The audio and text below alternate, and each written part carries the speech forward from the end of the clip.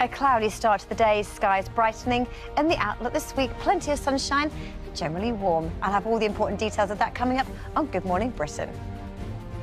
Still lit beacons across Brecon Beacons, and they were having... I think it's something that's helpful in the argument. One of those things to make people stop and think about what they're doing with all of the tiny little changes that you can make that overall have a big difference. I mean, a national park. Like that beacon? No. So I just thought it was a name for a park. That's my... Because I wanted the Brecon Beacons... How hard it is to launch these things. They're not launch. No. You know, an Elon Musk type thing. To recap, this was the JUICE mission, so the Jupiter Icy Moons Explorer, heading to Jupiter and the icy moons, hoping to look for signs of life within our solar system, which in itself is incredible. It's an 8-year-long mission.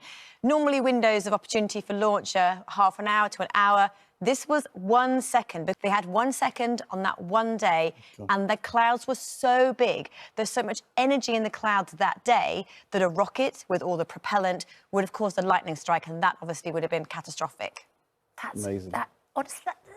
The weather to be perfect and get it Environment, and you need the right elements. And beneath these icy crusts, they think there are huge oceans of waters, and that means the perfect conditions to harbour some form of life. So if we can find life, that means we can map the entire universe. Anything that looks like that, that's that far away from the sun, that kind of same means that life and finding it is so imperative and so important. It's amazing. We were talking about this in makeup before. Slingshot around Earth 3 times and Venus faster and faster and faster. The final pass by is 2029, and then it will only take 2 years to get to Jupiter.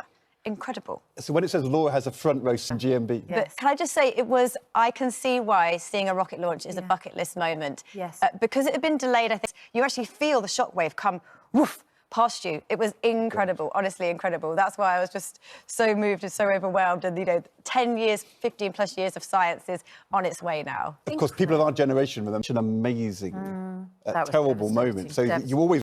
Laura. Opportunity, some sunshine, but it also means high pollen levels. Here's the details. So yes, so far this spring it's been fairly cloudy, fairly cool, and actually fairly wet. This week looks more promising. For today, it may be pretty cloudy and damp to start, but there'll be some brighter skies developing later on when it will turn pleasantly warm. Here's the pretty grey scene greeting us this morning, but with cloudy skies, it means it's a mild start to the day. Damp and drizzly conditions for central and southern areas of England first thing this morning.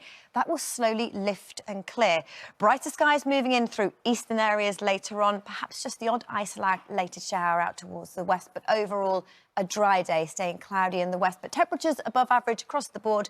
13 or 14 in the east. We could get to 19 or 20 degrees across the west of Scotland, but at the moment, we have very high levels of pollen. This is tree pollen, so if you suffer from that, you'll certainly notice, and it stays this way all week long.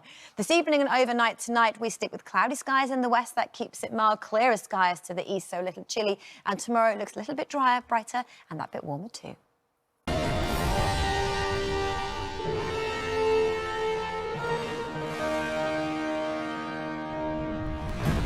Good morning, Britain. It's just gone 6 o'clock. Welcome to the programme.